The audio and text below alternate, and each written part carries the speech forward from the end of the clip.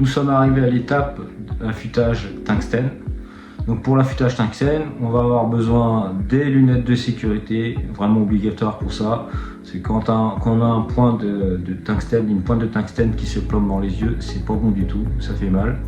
Et on est obligé de prendre rendez-vous chez l'ophtalmo en urgence. Donc attention à vos yeux, alors, attention à vos mains aussi. Il faut prendre des gants de sécurité. Et puis voilà, on est protégé. Okay.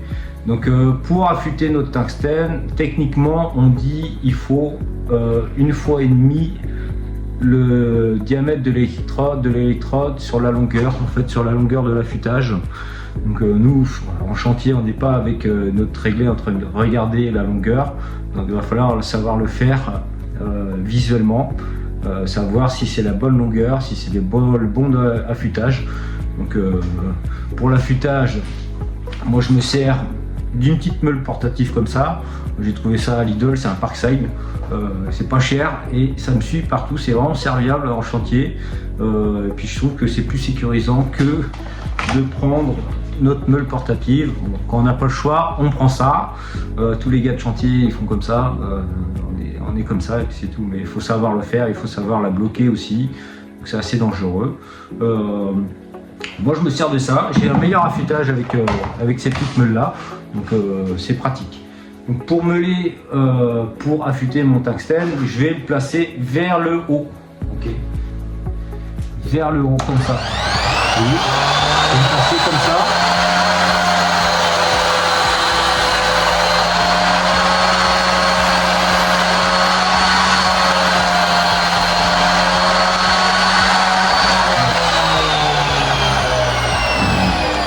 Donc là, voilà pour mon tungstène, vous voyez, la longueur. Alors, il faut qu'il soit correctement affûté.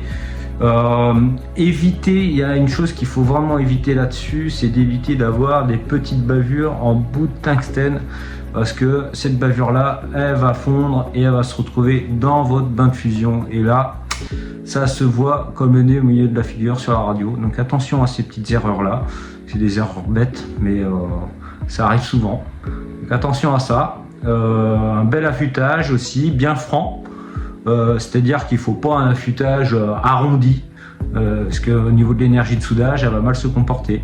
C'est pareil au niveau des électrons, il ne faut pas oublier que c'est les électrons qui viennent percuter. Donc il faut quand même un bon affûtage. Donc voilà pour la longueur, voilà pour notre tungstène. Allez, étape suivante. Pour la sortie du tungstène, il faut absolument que le tungstène arrive au niveau des talons. Donc veillez bien à ça, il ne faut pas qu'il soit trop rentré, parce que le problème c'est que vous allez avoir tendance à avoir une pénétration qui va être à l'extérieur. Donc ce qu'on veut nous c'est l'intérieur. Donc pour le gaz, j'ai une sortie de gaz à 9 litres pour une buse de 5. Je prends une buse de 5 pour être bien dans mon joint de soudure. Pareil pour la visibilité aussi, ne soyez pas trop droit. Il faut avoir une petite inclinaison. Donc c'est pour ça que la sortie de tungstène est vraiment très importante là-dessus.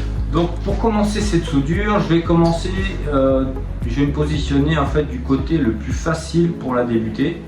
Je suis droitier, donc je vais commencer du côté droit. Ok, ça va m'avantager pour faire l'autre côté plus difficile. Donc moi je vais commencer un peu plus loin en dessous là, c'est-à-dire je vais commencer un peu à 5-10% et je vais finir à 5-10% plus loin aussi au-dessus. Ça va m'avantager pour faire l'autre côté. Pour démarrer cette soudure, je vais me positionner à genoux. Je vais avoir plus de facilité à la faire dans cette position parce que je vais avoir plus de stabilité. Je vais être bien fixe pour la faire. Et au moins j'ai juste mes mains à me préoccuper. Donc là ça va me permettre de remonter, et même avec l'expérience on peut faire même tout le tube. En fait on peut remonter directement jusqu'en haut. Voilà. Là je l'ai mis en inertage. Pour l'inertage je vais attendre 1 minute voire 2 minutes, mais pour une petite longueur comme ça on n'a pas besoin de rester 3 heures, hein. On va pas gaspiller du gaz non plus. Donc 1 minute, 2 minutes ça suffit. Pour le métal d'apport, je garde pas une baguette longue comme ça pour faire ma pénétration parce qu'en fait, vu le poids qu'elle fait, ça va m'empêcher pour avoir plus de précision. Donc je vais la couper en deux, c'est mieux. Hop, en deux. Là, ce que je fais, je recourbe le bout. Donc le bout, faut pas le recourber à la main parce que bon, déjà ça fait beaucoup de gaspillage. On risque de se blesser aussi. Donc moi je courbe un petit peu avec ma pince, comme ça, ça me permet de ne pas avoir de gaspillage dessus en fait, et ça me permet de ne pas me blesser au niveau des yeux. Donc c'est important de le faire ça, ok. Donc là j'ai ouvert mon tube qui est en inertage. Le métal d'apport, je répète, il faut vraiment qu'il soit libre à l'intérieur, ok. Là j'ai choisi un métal d'apport de 2,4 pour une ouverture à 3,2, ok. Donc voilà, là il est bien libre, je vais être à l'aise pour le faire. Allez, c'est parti. Donc la position à adopter pour faire mon démarrage, je vais me poser, toujours prendre des appuis avec les doigts, tout le temps. Donc là, je me positionne comme ça, et on peut même poser notre bus dedans, et puis on y va tranquillement, aller jusqu'à là, ok. Et après, une fois qu'on a dépassé notre point, on peut se relever et hop, finir notre soudure jusqu'en haut, ok.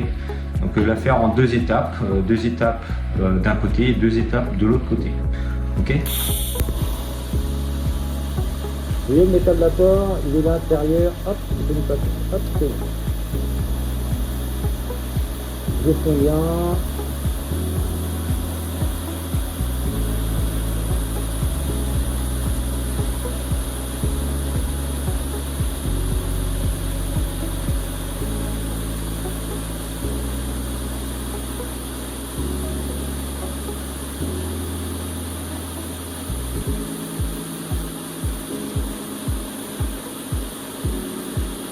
Allez, vanisseurs, j'envoie les vanisseurs sur les côtés.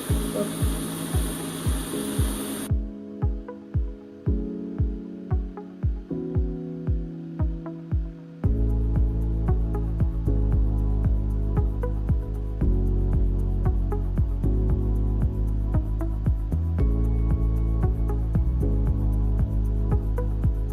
Donc là je suis arrivé au niveau de l'autre côté, le côté le plus difficile. Donc quand on a la bonne technique, ça va, ça se passe bien. Donc moi, le positionnement de ma torche, je vais prendre un appui avec ma main et je vais la bloquer comme ça. Et mon métal d'apport, je vais le mettre par-dessus. Je vais avoir des appuis, j'ai toujours des appuis avec les doigts. Et puis je vais remonter jusqu'à mon point. Ok, jusqu'au point. Donc c'est pas trop dur, on a juste ce petit quart là qui est difficile. Puis après, hop, ça va aller tout seul au-dessus. Allez, on est parti.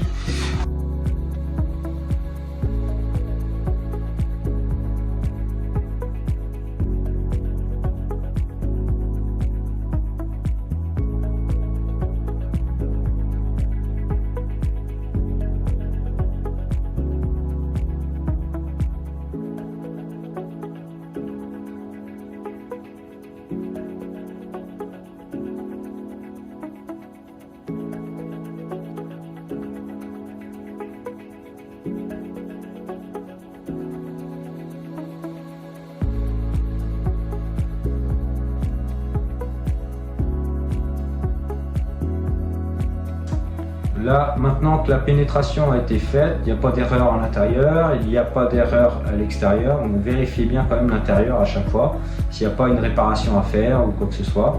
Là, on va passer à l'étape remplissage.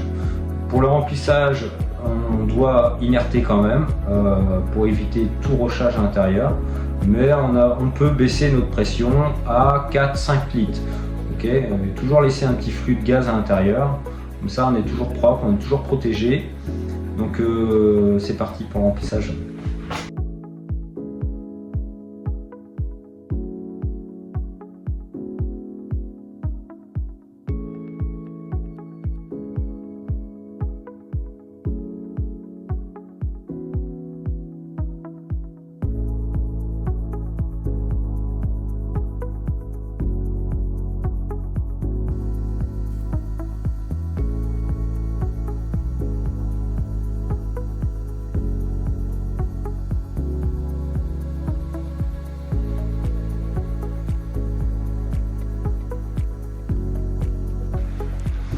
Donc là, je vais attaquer le côté difficile en remplissage. Eh bien, je vais poser, c'est comme la pénétration, hop, je pose la main, je pose le dessus de la main sur le tube et je vais le faire glisser tranquillement jusqu'ici, jusqu'à où je peux, jusqu'à la moitié quasiment, hein. Donc allez.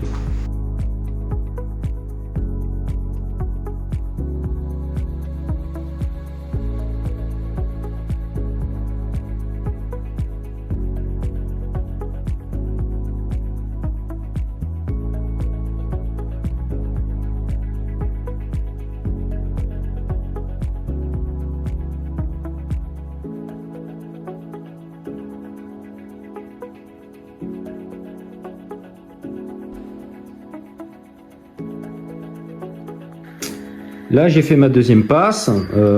Pour la deuxième passe, vous voyez, j'ai laissé mes arêtes intactes. Ça va me permettre de bien voir pour la troisième et ça va nous permettre d'avoir une soudure bien droite. Ok, ça c'est vraiment un détail qui est pas à négliger.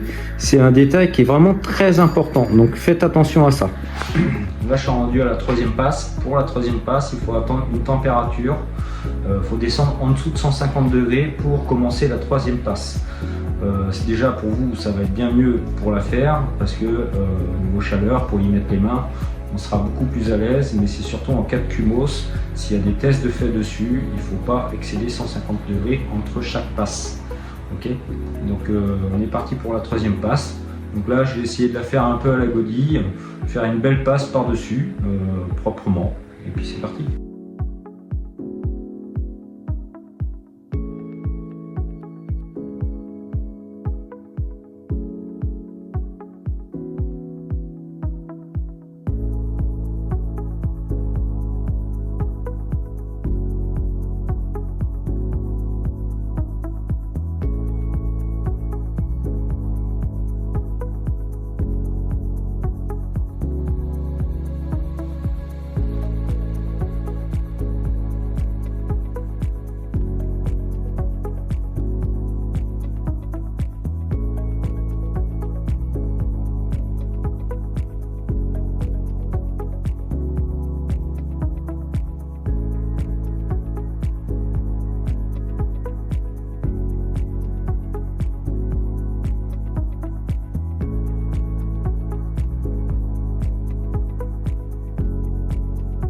Merci de m'avoir suivi dans ce cours.